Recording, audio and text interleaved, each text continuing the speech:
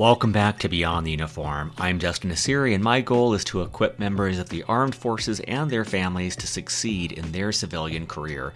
Today is episode number 353, Career Advice from Andy Chan. The phrase that people sometimes use is what you put in correlates with what you get out of it. And this process is an investment in yourself. And that what's interesting is that if you do it, you go at it really hard this very first time, there will be other times where you may look for other jobs or maybe want to get a promotion in your organization and the like. And so it'll get easier because you did it the first time. And it's a little bit like learning anything. If you do it really well and do it the right way the first time, then most likely you'll do it the right way the next time. It's, what people say is perfect practice makes perfect. Today's episode originally aired back in June of 2018, and I'm guessing that a lot of our newer listeners have not heard it. If that's the case, fix yourself. If you have already listened to it, this is one of a handful of episodes that I believe is worth a second or even third listen for everyone, whether you're currently in uniform, hung it up a long time ago, or never wore a uniform in the first place. Andy brings over 20 years of experience helping more than 11,000 students at both Stanford University as well as Wake Forest, and he helps them figure out their next career move. In this interview, he covers ground about the most common challenges people face in a career transition and simple, actionable steps to take to approach this change with more confidence and more skill.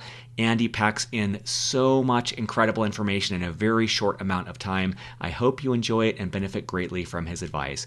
As always, at beyondtheuniform.org, you'll find show notes with links to everything that we discuss, as well as 352 other episodes just like this provided for free. So with that, let's dive in with my conversation with Andy Chan.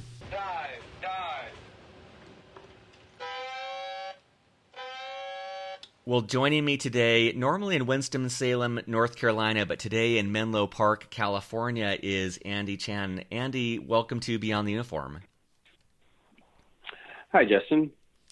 So, a couple things for listeners. First of all, I am so excited to reconnect with Andy, and I'm also really grateful, but my gratitude is increased because I thought that he was going to be on the East Coast at the time of this call, and it's 7 a.m. in Denver. It's actually 6 a.m. in California when Andy is out. So not only is he doing me a tremendous favor by being on the show, but he's waking up even earlier than I did to do this. So very much appreciate that, Andy. For those of you who have listened to the show for a long time, you've probably heard me mention Andy multiple times. I often cite his advice when I was at Stanford Business School, and he was the director of the MBA Career Management Center. I've shared on many episodes his advice about not stressing about finding the ideal career, but rather focusing on just closing doors and ruling out options. And that, for me, took a lot of the pressure off of finding my dream career. And I've heard from a lot of the people in the audience, I know that's helped you as well. So Andy's the source of that. One other area that you've probably heard me talk about is that when I was at business school, I had this debate between going to consulting or to startups. And Andy was just a really powerful sounding board during that process. And one thing in particular I always think of is I had aspired to return to this startup that I had worked at over the summer. And when I was talking with Andy, he stopped me and he said, is that actually an option? You should, check that out and see if that's actually an option on the table, which now that I say it sounds so obvious, but at the time I was just operating under this assumption. And so what I took away from that is just taking the extra steps to actually verify information and see what are concrete options and what I might just be thinking are options.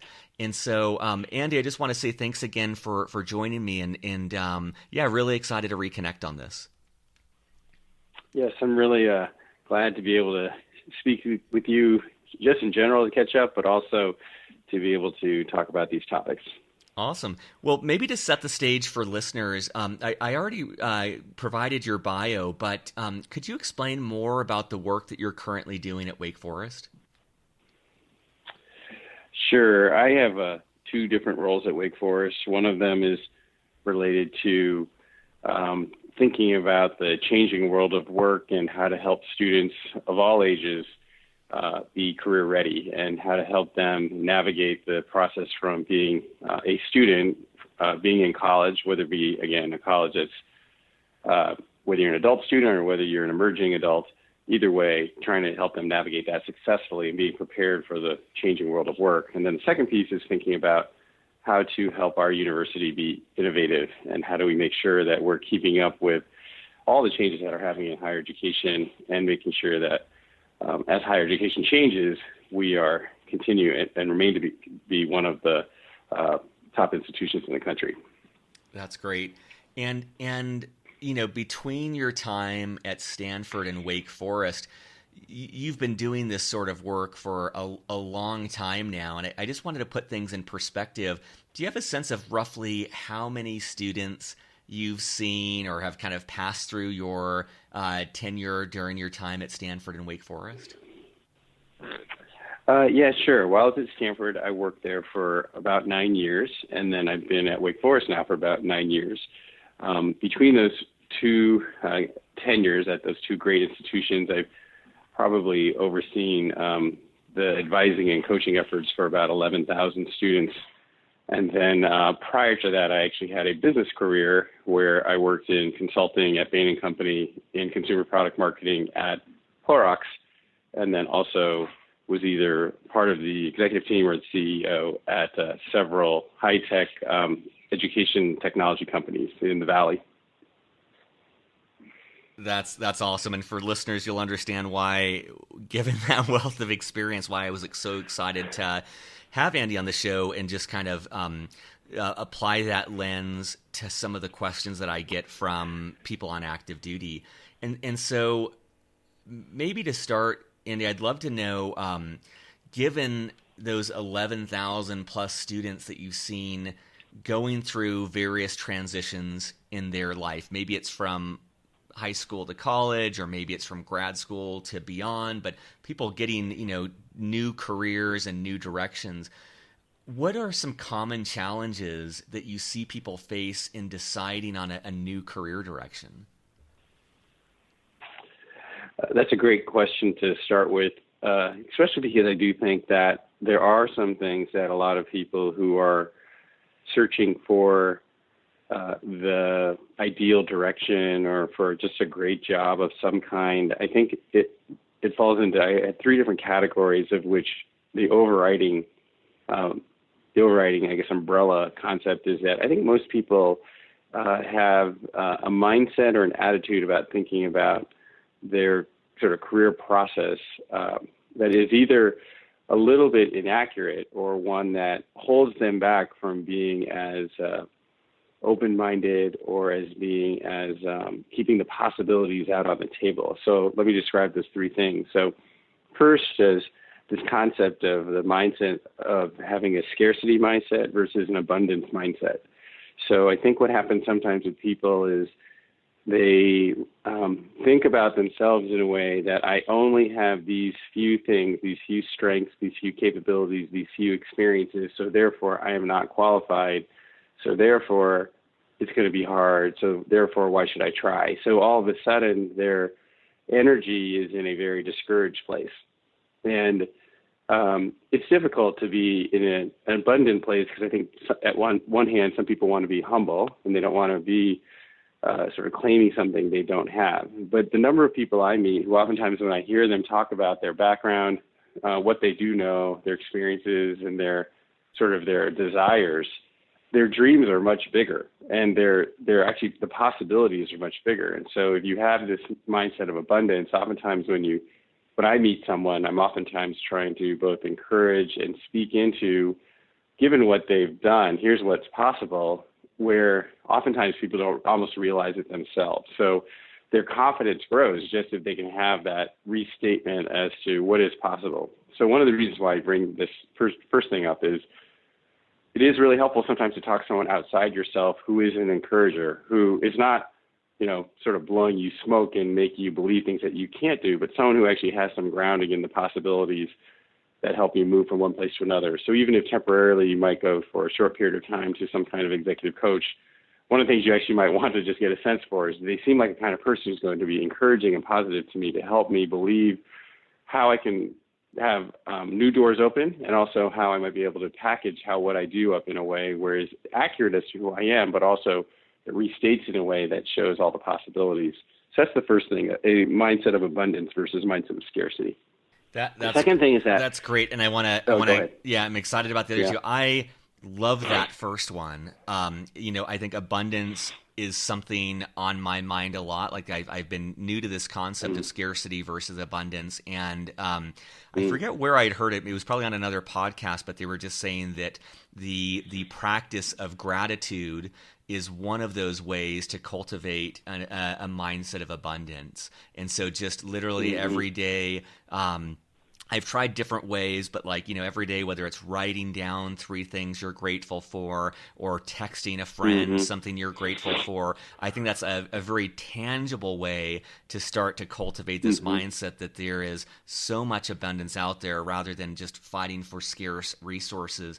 And the other thing that I really appreciate about what you've said is, and I know we'll probably get into this, but one of the things that I hear from so many veterans and so many guests on the show is that desire to be humble, and that desire, or that natural instinct for many veterans when they leave the military to look around and say, well, I can't compete in this field, or I may not have these skill sets, or I don't know where I fit in. And it starts to set them down a path of ruling out possibilities that might not need to be ruled out. And so I love what you're saying about finding that encourager. And we actually just launched a coaching section of Beyond the Uniform with executive and career coaches. And I love that thought, though, of making sure that whatever coach you work with is someone you believe could be your champion, that could encourage you with that positivity. And I love how you said that, to repackage what they've done in a way that's, restating those possibilities and what they can actually offer and bring to the world. So I'm excited for the other two, but that first one really resonated with me. That's great. Well, one of the things that you did, which also is another way to think about this, is to think about how you can place yourself around people and maybe in an environment where the people who you're around enable you to think about new possibilities, people who might be encouraging to you in some way, where your network, people talk about network, but it's probably less about almost the network of just to help you make connections to get a job, which is important, but also the idea that that network is one that is a positive network, where actually the people hanging around are actually adding the concept of possibilities and abundance into your life. I know we sometimes think abundance as being money and expertises or experiences that actually make you feel like you're wealthy, but actually this is an abundance of, I'll call it abundance of your emotional and your heart, where it feels like your heart's growing and your emotions are growing because you feel like, wow, lots of possibilities. This is really exciting, as opposed to life is small. I don't have options. I would have to do the same old thing I've done before. I do think that is something, sometimes being around the right kind of people can help with that too. That's great. That's a great tip. Well, I interrupted you. I'd love to hear the second one. That's okay. Let's go to the second one. The second one actually relates to something you touched on earlier too, is I do meet a lot of people who, with limited information about the job market or about certain careers, they've made incorrect assumptions about what those either jobs or careers are, or even the concept you put out there is what your options really are. And sometimes what happens is people are, I'd have to almost use, like, they're at their desk and they're thinking about, okay, it could be plan A or plan B or plan C. And then what they might do is then go, well, what I know about plan A is, maybe they may not even think about this, but they might only know 20% of what is actually 100% of the facts or reality, but they'll start working on trying to figure out how to make a decision off, should I do plan A or not? How do I get plan A? Even though I only have 20% of the data, I'm already sort of constructing what the future looks like, or what that job will feel like, or how much money I'll make, when you don't even know exactly what the job is. And so what happens there is, oftentimes when I sit down with them, I try to ask, like, tell me what you do know about, let's use the example that we talked about, when we were together is around investment banking. And when people then do is go, well, here's what I think an investment banker does. And I say, well, have you talked to an investment banker? Or have you actually read about investment banking? And then what happens is they go, no, I haven't done any of that. I just assumed that it was this. And because I actually saw on a sheet of paper that they make all this money or something like that, or I read it in a book someplace. I would say that's the first thing, is to try to figure out, what do you really know? And then given what you don't know, what can you find out to get a clearer picture as to what that's really about? And then given the new information, where do you stand? So that's the other thing that sometimes people do, is they're so hinged on that first piece of information that all of a sudden they've formed all their decisions and assumptions about what the future is like, when actually the first set of information they had was actually not correct. Again, sometimes it's helpful to have someone who you can talk to who's a very, I guess, good listener, but also thoughtful, sort of strategic decision maker, who can help you logically think through, what are my trade-offs? What are my options? Do I have the right amount of information? If I don't, take a little bit more time to get the information I need to make a good decision. I love that too. I can certainly pinpoint various points in my career, and I'm sure I still have them, where there's you don't know what you don't know, and so there can be I interpret that as almost, in my life, like the overconfidence of thinking that I know more than I do, and not really having all the information. And I can see why that places stress on me, because I've got so little information to go off of, and I'm trying to make what's a very big, very real decision in my life. And so doing that with such limited information just introduces stress naturally.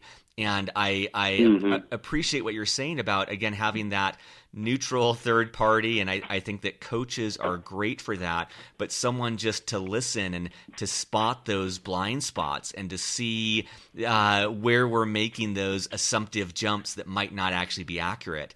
And I've had those moments where someone, maybe not even with specific functional knowledge about what I'm deciding, let's say about a startup or about a career opportunity, they might not even really know that landscape. But in listening to me, they're like, hey, you just said this. How do you know that that's true? And it just never occurred to me to question that assumption. But when someone poses that question, it kind of jars me out of that fixed mindset and gets me thinking of like, oh, maybe that's not true. And then, like you said, I love that. Okay, maybe I grab coffee with someone to learn about that, or maybe I do some research to get that information. But for me, it's always been about seeing where those false assumptions are. And then it's pretty easy, I think, especially for military folks, where we love to be tactical. So then once we're like, oh, I actually don't have this information, that's where I think most veterans can crush it, because they can say, okay, I need to go find X, Y, and Z, and then they can go into execution mode. But it's really about uncovering those hidden assumptions and those blind spots. That's great. I think that's really great. And one of the things that, giving your example about talking to a friend who is a good listener, and who is, whether it be a coach who's actually like trained to do this, or it's a friend, if you even give them permission by saying something like, hey, I want to tell you what I'm thinking about this option, and feel free to let me know as I'm talking, or after you hear what I say, where it feels like I might not be logical, or where actually maybe I'm drawing conclusions where I might not have enough information. And if you just point those out to me, that'd be really helpful. So what it does sometimes is the idea of giving another person some permission to challenge your thinking and to help you see those blind spots is actually something people can do, but sometimes they're afraid to do because they might fear that they'll lose your friendship if they challenge you in that way. So if you give them permission, because that's what you want from them, that also helps too. That's great. I love that. And what was the third one? The third. Yeah, so the third is that in general, people underestimate how career ready they need to be able to get a great job. And oftentimes the amount of time and effort that's required to actually find a job is something that people underestimate. And I think it's underestimated for a couple of reasons, but one of the big reasons is that because it's an uncertain process, in a lot of ways it's a hard process, because it's very unclear as to what is really needed, and it's very unclear as to what the employers are actually expecting. It's unclear whether their timing is going to work with your timing, how much you're going to get compensated, and sort of the ups and downs emotionally of going through the process of not knowing what is actually going to happen or how it's all going to play out. People actually keep themselves from actually doing it because they don't want to start the process because they know it's going to be a hard and somewhat emotionally painful process. So I think that's one thing that is interesting, is that because it's hard and uncertain and is fraught with ups and downs, most people actually either, one, don't even want to really get started, or two, don't want to tackle it wholeheartedly because it's almost like there's a fear of the emotional ups and downs. So it's a very fascinating psychological process. I tell people, if I were to write a book, the title of the book or the first line of the book would be "Job Search Always Sucks." Like, I know that people could say after the end, actually, it worked out fine and I made a lot of connections, but it's not easy. It's always hard, even in the best of job markets, because of all that uncertainty as to what actually is going to be the outcome. So I do think that is one thing. And the piece I was saying about career readiness is all the pieces of what it takes today to be ready to go, like, get a job is much more than it used to be in the past. In the past, it oftentimes felt like, I think, people's expectations were lower because they felt like, hey, the employer's in charge. I just have to get a job, and I'm just going to sort of suck it up and get a job, and I'll take what they give me, and there will be sort of possibilities after that. Today, it feels like there's so many different types of possibilities. There's so many different titles, industries, jobs. The companies are being acquired. They're being, shut down. All these different types of things are happening that a person feels like, wow, how much do I really want this job anyway? Because the future, again, is uncertain. So they think that's one big question. The other is that, what do I have to do? I have to do a resume, a LinkedIn profile. If I'm really industrious, I have to do like what you're doing, have a podcast or have a blog or show people that actually I'm following like different sources that are related to that industry. And then I actually have to figure out how to do a tailored interview and be super well prepared, almost like I've done the job before I've actually gotten there. And oftentimes these new jobs are based on experiences or skills that I haven't seen before. So I've got to figure out a way to say that I can learn those skills really quickly or demonstrate I have skills just like them, and it'll take me a couple days to figure out how to do it in this new place. And so it's very fascinating, is that as much as the internet has increased the possibilities for learning and knowledge and even jobs, it's made it harder to get a job because in some ways it fooled us into thinking if I just apply and fill the application out, they'll pick me. But actually, because there are now thousands and thousands more people applying for that same job, the chance of them picking you goes down, especially as the companies start using like automated systems to screen out the resumes based on the words you put in the resume. So even just what I described there probably gets you a little bit anxious about thinking, oh my gosh, I got to pick the exact right words to put on my resume. I'm not even applying for a job, and I'm stressed out based on what you're saying. Yeah, so you can see that's the third thing that is usually a challenge for people is, wow, how do I go about doing this in the most expedient way possible? Because especially if I get a job and I have to find another job because either I'm happy or I know that it's time for me to move on, it can be hard. And so you have to, like most people will say, you're looking for a job is like another job. You have to think of it that way. Or if you're in school, it's like another class.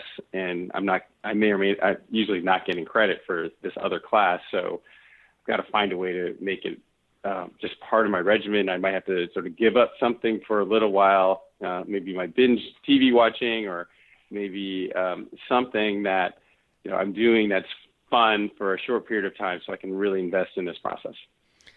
I love that. And first of all, I will be the first to pre-order, The Job Search Always Sucks, or whatever the title of your first book is. Yeah, it would be, but I like what you're saying, because I think you're normalizing the feeling that all of us feel, which is overwhelm. And I appreciate the perspective there too, where this process would have been difficult 20 years ago, and just the pace at which things are going and the expectations that we all have of being the next billionaire, and the multifaceted angle at which you're not just preparing a resume now, but like you said, LinkedIn and all these other side things. It just increases the actual amount. It's not even the perceived amount of work. It's the actual amount of work required to do a good job, to find a great job. And but I like what you're saying too. Is what I took away from what you just said is yes, it's a lot of work, but if any of you listening are like me, there's always some fat to trim in my schedule. And I love Westworld. I don't need to watch every single episode this week. And so I think that the great thing is to know that yes, it is going to take a lot of work. We're not pulling any punches. It's going to take a tremendous amount of work. Go into it expecting that, but also know that there's probably nooks and crannies of your life that you can use to help you with that. Things like listening to podcasts like this on your drive to work, or things like just grabbing coffee with someone on your lunch break rather than reading the news. I think there's a lot of ways to squeeze in this extra work.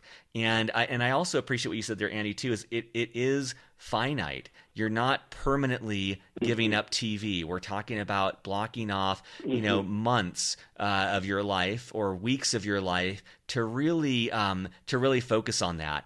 And I like that thought too of giving yourself a deadline, because it could be easy to spread this out over a year and then maybe never make the decision to transition from the military, or never make the decision to transition from your current job. But give yourself some constraints and say, I'm going to take 3 months to do this, and I'm going to powerhouse it 3 months, rather than just sprinkle it over a year, which could be really, really insufferable.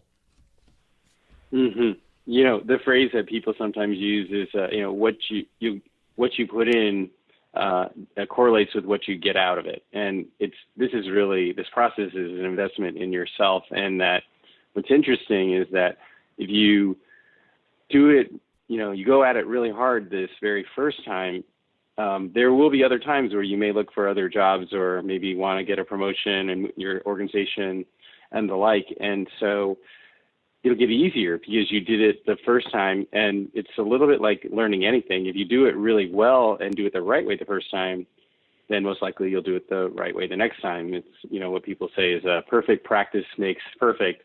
Not just practice makes perfect, because you could be practicing and preparing yourself incorrectly, thinking you're doing it correctly, and you're actually setting yourself off course right from the very beginning. So it is worth taking that time. And I like all the examples you gave of ways you can actually do that.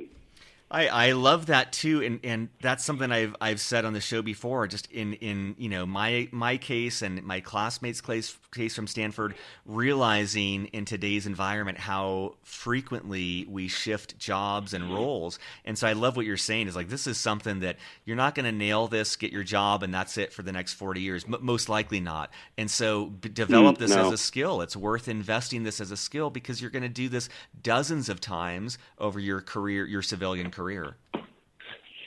Yes. In fact, the job labor market forecasters expect that the average college student today will have at least 20 jobs over their career. And that's a lot. So if there's anything you want to be pretty good at is learning how to get a job. And I know that one of those pieces is this whole process of marketing and selling yourself, and how to describe who you are in a way that others who may actually want to hire you will want to hire you. And so those things are things that, whether those jobs are all inside the same organization, or they're actually at multiple organizations, that's something you want to be able to feel like you're very competent at. So that's one where this is interesting about it.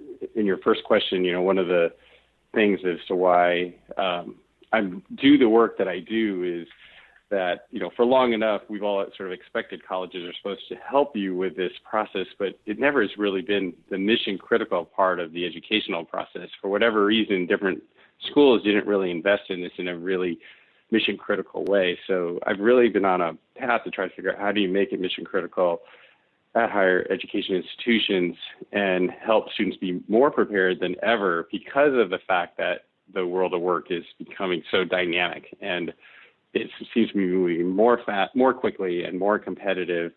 So we have to help students be prepared for that. And so, your investment in this foundation in yourself will pay off throughout your life. I love that.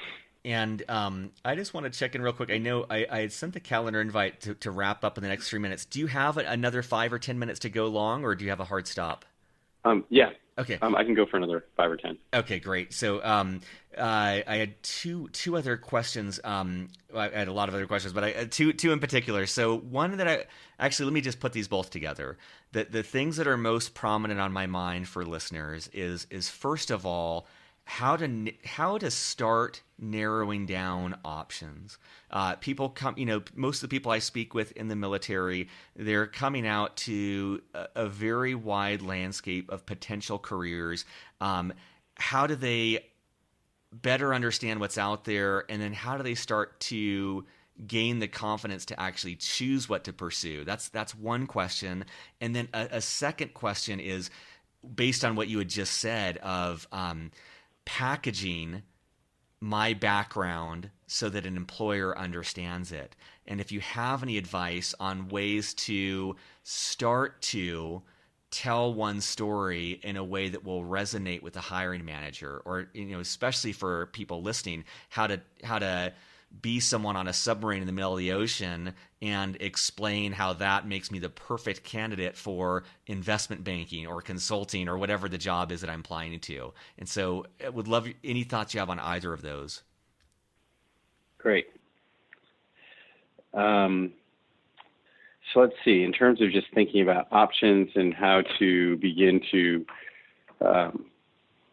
make choices. So I think a first thing that is worth thinking about is I will oftentimes try to figure out what are ways we can simplify this big question about, what should I do or where shall I go? And usually I like to start with asking people, like, are there certain places, location-wise, that you see as being a place where you want to live, that you want to call home, that you want to build community?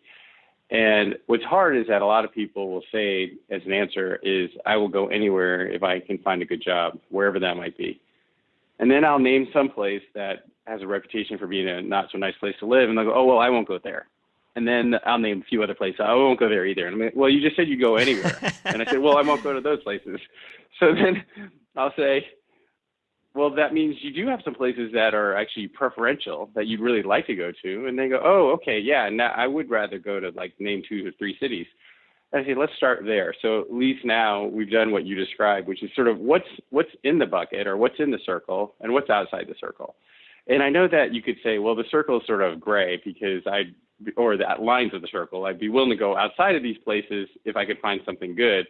But I'm also really most interested in going to these places. So I usually try to say, let's go with where you want first. And then until we find out what you want isn't possible, then we should open it up to other things. Not let's keep open to everything and then maybe something will just pop up, because that feels a little bit like the lottery. And it also, location is a really important component around job search, because if you key in on location, you can begin to really study that location to understand the economic sort of makeup of that location, just figure out, are the kinds of organizations that are there and the economy that's there healthy, growing, and is it a kind of environment and work environment that you feel like, oh, I'd like to learn and grow and do something in this kind of environment, this kind of city, because of the kind of makeup. So the kinds of companies that might be where you are in Denver are different than you might find in Charlotte, for example. So Denver has some, energy and obviously some finance and software, and it's sort of new kind of economy businesses. And I'd say in Charlotte, it in general has historically been a lot more of a finance city. It doesn't mean that it's only a finance city. It's starting to diversify, but that's been its history, a lot of banking.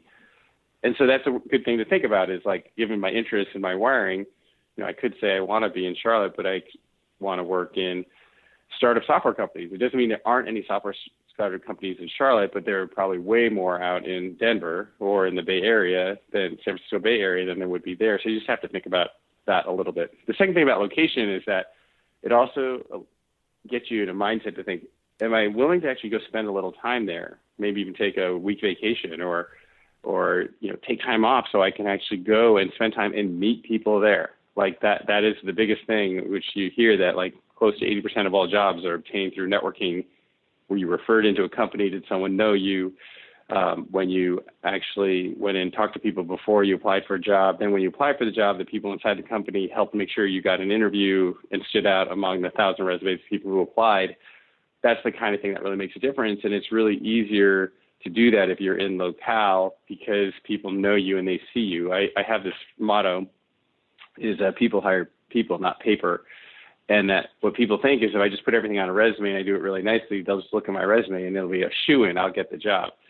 And that's almost never happened. So it's so rare that that actually happens. And so what you need to do is find a way to figure out how can I, as a person, be the way that this company or organization gets to know me, not just what's on my sheet of paper.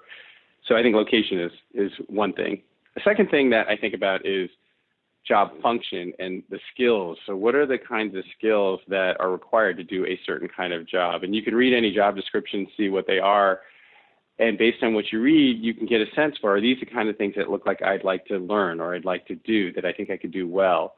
So there is this category that one of my business school classmates, Shirzad Sharmin, came up with this matrix, and he called it your best work skills. He said, what are the skills that you are really strong at, that you can do quite well, that you're also you're really strong at, but you're also very motivated to use. So you like using these skills and you're very good at. Those are your best work skills. To the extent those best work skills overlap with jobs that you're interested in, you're in good shape because actually there's a good way that you might be able to sell yourself into those jobs because you are good at something that you like to do and they have jobs available. So that's a good place to be if that's possible. And there are other categories that I can go through if we want to talk about that, but I would say that's another area that's a way to figure out what are the skills that I would like to use and learn that, and what are the ones that I really don't. And it's okay. There are probably some things that you might really get drained by using. And they could be even skills that you've used in the past that's what you're known for, that those are tricky, is that when you have skills that you're quite good at, but you don't like to use them, those are called like backup skills. Sometimes you need those skills to actually get your foot in the door and find your way to do a job to get paid, even though your hope is someday you're going to not have to do that anymore. You have to have in your mind, how do I actually get my foot in the door so I can actually have income? How can I actually be inside a company that I'd like to work at, but get to know people and do projects that help demonstrate that I'm interested in new things. I'm capable of doing things more than what I've done before. But sometimes you have to, when you first start in a job transition, do those things that maybe you didn't like to do if you're good at them, because those might be the entry-level jobs that you have to go into. So that's another thing, is don't let the idealism of I need this perfect job to use these skills that actually maybe I want to use but I'm not very good at. That can be a hard sell, because people will say, well, you don't have enough experience there. And so you have to think of what I do have the experience and the skills at, what can I do to get my foot in the door that eventually will maybe allow me to get to know people and do projects that move me into the direction I want to go. And let's see. The last thing that I think of that this is trickier because it's harder to think of upfront to help figure out like what's in the circle and what's not in the circle. So I use one dimension, which was location. The second one was function. And if I could pick a third area that's worth just thinking about if you're early in your career, but even if you're late in a career, I think about what's the dimensions of the organization I'd like to go into. And I think about a couple different things. One is just holistically, is the category, the industry that they're in, one that seems like there is opportunity for growth. It could be growth that is about, everything is going really well and there's going to be more growing companies. That's one example. It could be one where there's a lot of change happening. Again, where as long as the general dimensions of the industry are moving in a positive direction, there's a lot of change happening. So you'll have the chance to sort of be involved in that change. I'd say be careful to not get into industry sectors where you look at them and go, oh my gosh, like everything's collapsing, prices are dropping, distribution channels are changing, all the companies are dying. That's not a really healthy place to try to get into. So you want to think about that. And then I'd say the other thing is to think about, can you go into a place when you meet the people and you hear about how they lead and how the organization is run? Is it a place where it looks like the employees and the employers, or basically the executives who run the company and managers, have a lot of respect for the employees and vice versa? And do they look like they're interested in helping those people grow and know that through their people, that's how the company actually gets to grow? that's one of those things where as you get to know companies and learn about them, that's what I would be looking for, because that if you do good work, that means there will be opportunity, you'll be respected, and you'll get the opportunity to grow within your organization, do different kinds of things over time. I do think that's another dimension that I would be looking for if I get to that stage where I'm trying to figure out, like, what do I do? How do I know what's in the box and what's not in the box? This is so over the top fantastic, Andy, and I had to bite my tongue to not interrupt you because I wanted to maximize the amount of Andy knowledge on this rather than that. So for listeners, stick around after the episode. I'll do a little debrief of some of the things that stood out for me from this whole conversation. But Andy, you and I had chatted just briefly before the show about potentially you're dabbling in podcast. I hope listeners, if you've enjoyed this, you will tweet at Andy or send him a note on LinkedIn and encourage him to do so, because you can see not only the wealth of knowledge he has in this space, but the gift that he has to package that up in a way that's really easy to understand and is very actionable. So Andy, thank you so much for your time today and for your advice on all this. It means a lot. Well, it's been a pleasure to catch up with you, and I just want to say a huge thank you to all the people who have served for our country. We're so just grateful for everything you've done. And I do also want to tell one quick story that is important, is that when I was working at Stanford Business School, we had quite a few students who were who would formerly serve for the country. And many of them were oftentimes very stressed out about the fact that they were in business school, of which there were classmates who actually had a lot of business experience. And what happened was that they felt very like underconfident. They felt like ill-equipped. And what I think that was really neat was the students banded together and they said, let's actually help each other learn what we need to learn so we can get up to speed as to what all these different categories of jobs are. And then what they did is they said, and let's find some alums and maybe some classmates who would help us like practice for interviews, because we don't know what we don't know. It's a little bit of the blind leading the blind. So we need some other, people to step in and help us understand how high is the bar that we have to shoot. And one of the things that was really interesting is how that coming together as a community to help each other was really clear that was something that was very special. The other thing was that they worked so hard, like they were just really committed to figuring it out. And what happened was quite a few of them, after that first round of interviews, they said, wow, Andy, I was so stressed. I can't believe this, but I got job offers from like 6 companies. I'm like, oh my gosh, that's like more job offers for most of the other people. Like, how did you even do that? And they said, well, what's interesting is well, one, I realized I can learn really quickly. That's not a problem. And two is I can work really hard to actually figure out what I need to do to win the game, which is actually the job search process is like winning a game. And he said the third thing was that I did need to know how to interview well and how to answer the questions, which usually the questions fall into 3 general categories. One is, can you do the job? The second is, do you want to do the job?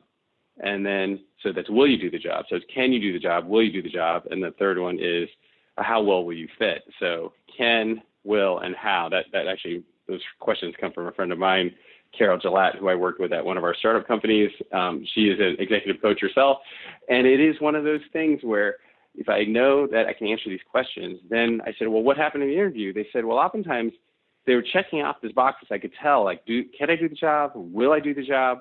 And am I a good fit? And then all of a sudden they would say, I want to hear about some of your experiences when you were actually out in the field or in your job, that just what's it like there? Because I have no idea what it's like. It just became a conversation, and it just became sort of, I could see myself working with this person because I can tell they're hardworking, they're smart, and they're hungry to learn and make a difference. And it was one of those things where I think that it's important to keep in mind that oftentimes what people want is they want to know, are you hungry? Are you intelligent? Will you be a good team player? Will you be enjoyable to work with? And if you can demonstrate those things about yourself through how you communicate your story, I think that you'll be very appealing to a lot of people. Different jobs require different sort of knowledge and skill sets. So you have to think through, do I need some additional education? And there are many ways of getting education. You can go online, you can do part-time, you can do it, self-taught. You can listen to podcasts is helpful, but it is helpful to eventually have some maybe more sophisticated, structured kind of learning. But I do think that that's the one thing people underestimate is how fast you can learn new skills and new knowledge And that if you do make the effort to do it, that's actually something an employer would be excited to want to actually see that, wow, you really want this. I want to give you a chance. So I put that out there for you to know that it's possible for you to open lots of new doors for yourself, even though it can feel like it's not. I love it. I love it. Well, thank you so much, Andy. This has been really, really, really exceptional. It's great to catch up with you, and I wish you all the best. Let's make sure we stay in touch. Surface.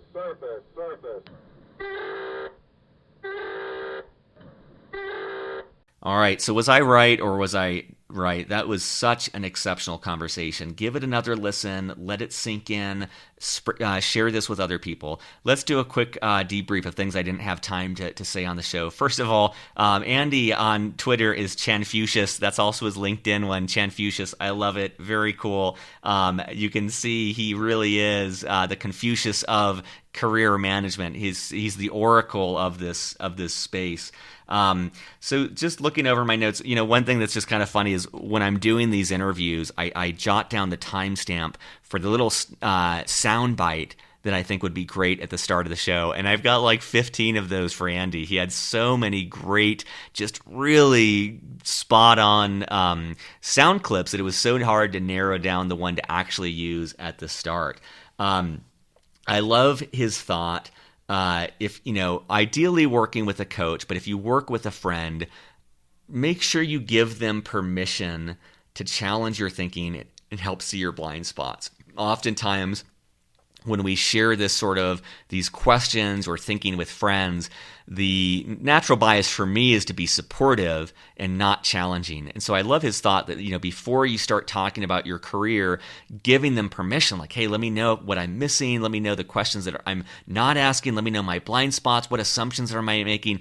Give them that permission so that when they're listening to you, rather than being that supportive friend, they can take on a different role of sounding board or maybe challenger.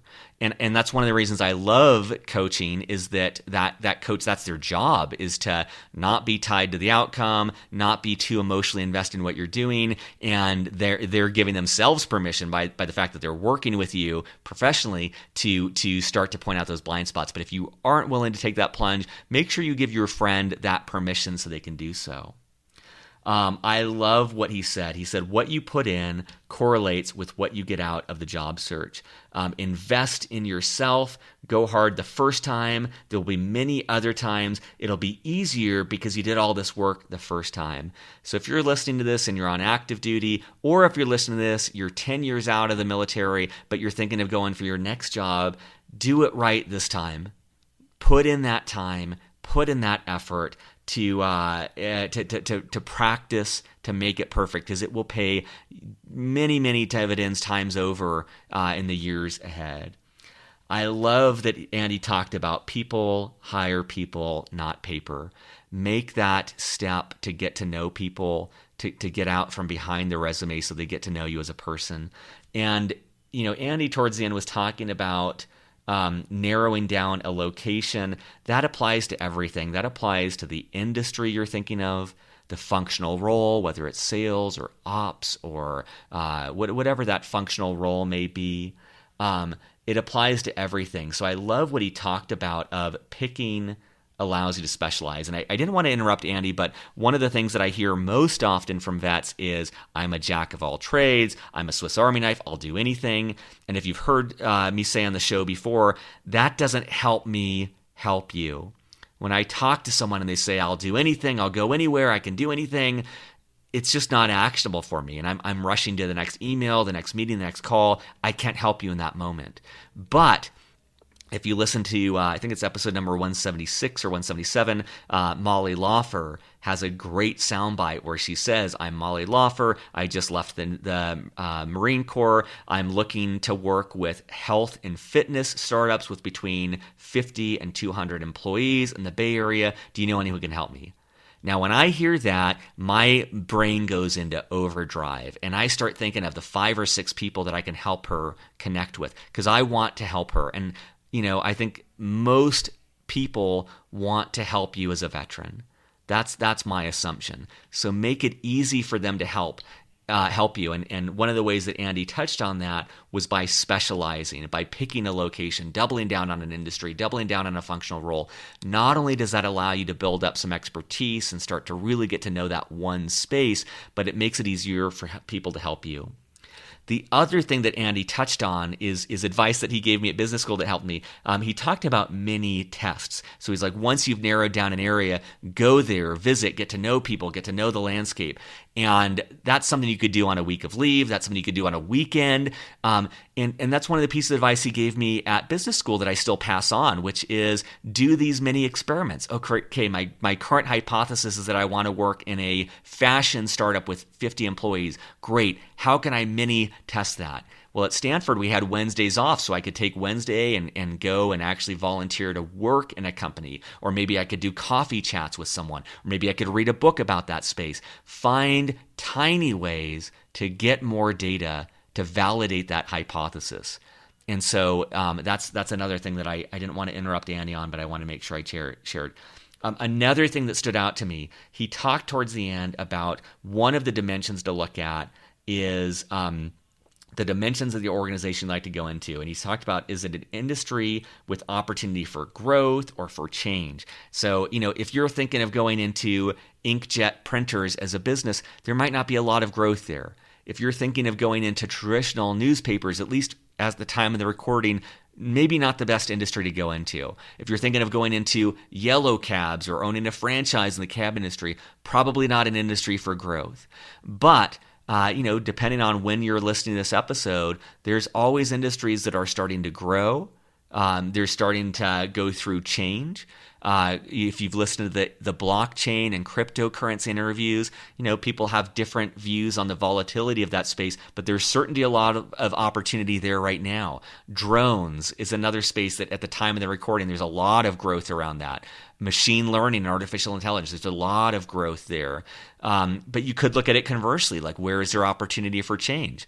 Uber is exploding an opportunity for change in the transportation industry. So I love that as a dimension. I know that Andy kind of flew by that because we were at the end of the interview. I think there's so much richness there for you as listeners to explore. And then the thing that I didn't have time to chime in, but his story at the end was so fantastic about learning the process and these veterans who learned to interview well. And I love the dimensions he gave. He talked about, can you do the job? Will you do the job? And how well will you fit in? The can, the will, and the how. And not underestimating how quickly you can learn. And my last kind of takeaway for you as listeners is I've done 180 of these interviews. I have talked to countless other vets offline in trying to help them or do my part to help them in their career transition or career growth.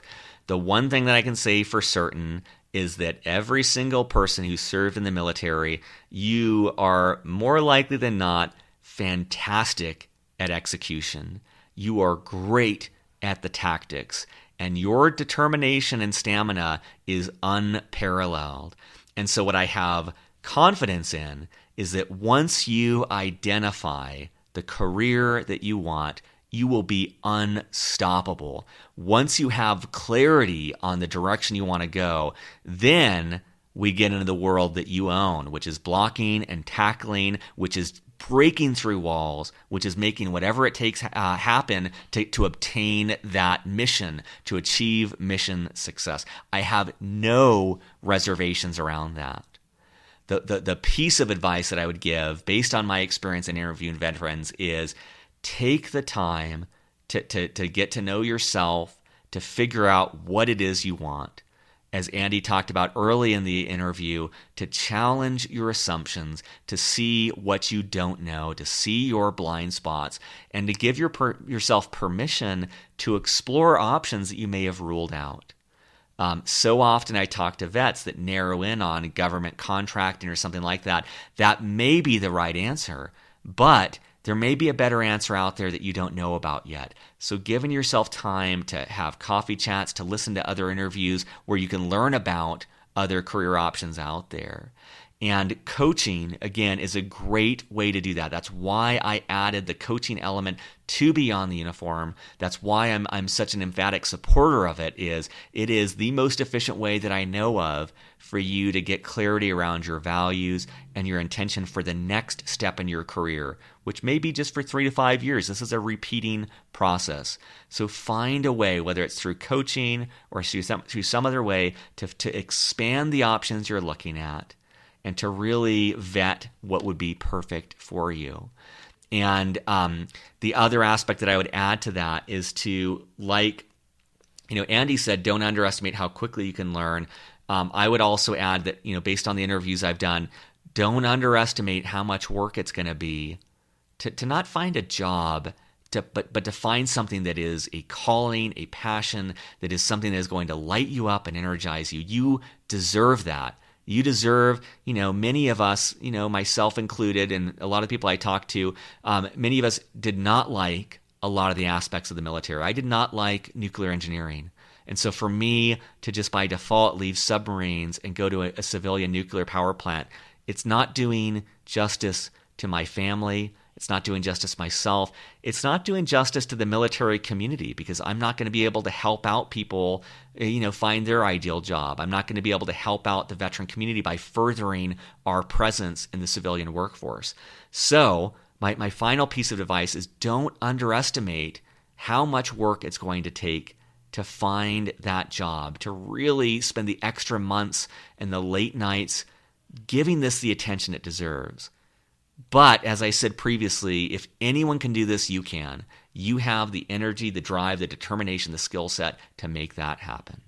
Let me know what you think of this interview. Check out Coaching on the Site. If you like this, please, please, please leave us a positive review on iTunes. It helps get the word out. And I will be back next week with more interviews with military veterans about their civilian career. Take care.